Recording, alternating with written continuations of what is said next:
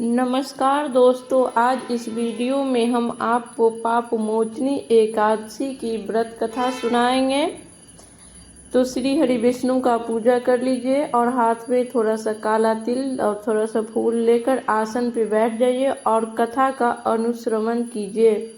महाराज युधिष्ठिर ने भगवान श्री कृष्ण से पूछा, हे केशव, कृपा कर हमें चैत्र माह में कृष्ण पक्ष में पड़ने वाली पाप मोचनी एकादशी के विषय में बताएं। यह सुनकर श्री कृष्ण बोले, हे राजन, पाप मोचनी एकादशी को करने से मनुष्य की समस्त पापों की नाश हो जाती है और व्यक्ति को अष्ट सिद्धि को प्राप्त होता है। पाप मोचनी एकादशी की व्रत कथा के अनुसार अनेकों वर्ष पूर्व देवताओं का कोषाध्यक्ष कुबेर महाराज के पास चैत्र रतन नामक सुंदर सा उपवन था।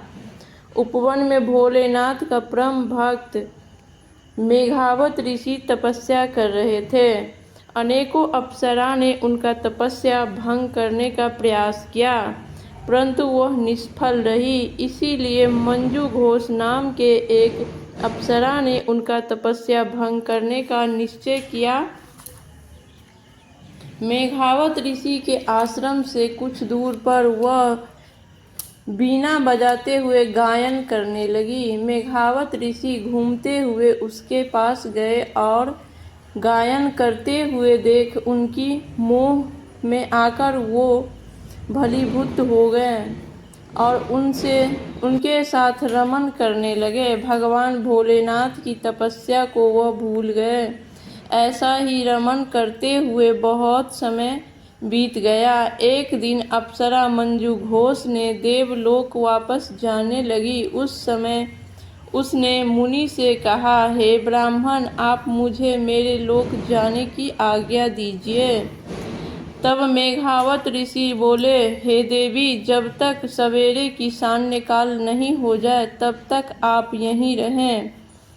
तब मंजू घोष बोली, हे मुनि, आप न जाने कितने सांन्य काल बीत गई है, मुझ पर कृपा कर आप बीते हुए समय का स्मरण करें। तब मंजू घोष की बात सुनकर मुनि ने बीते हुए समय का हिसाब लगाए। उन्हें पता चला कि इस अप्सरा के साथ उन्हें 57 वर्ष बीत गए हैं।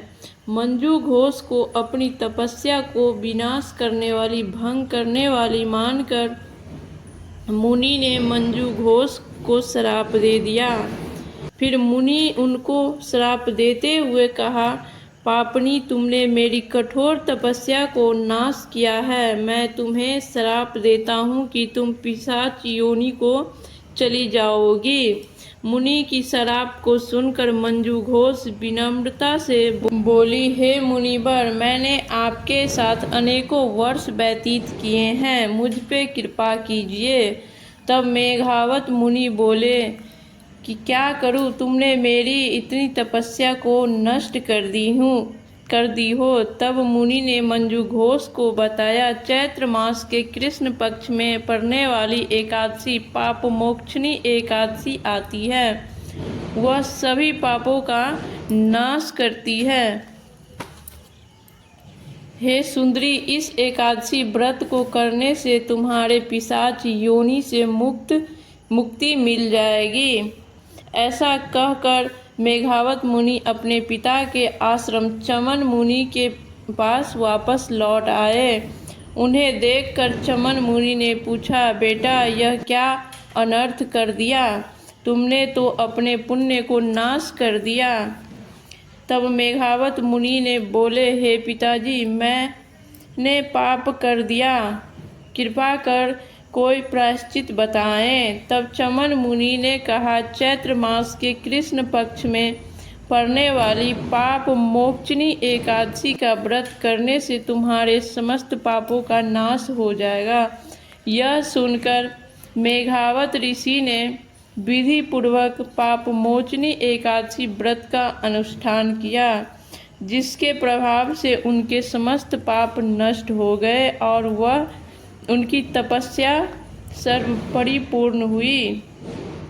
इसी प्रकार मंजू घोष ने भी पाप मोचनी एकादशी का व्रत किया और पिशाच योनि से मुक्ति मिल गई, स्वर्गलोक को अप्सरा बनकर प्राप्त की।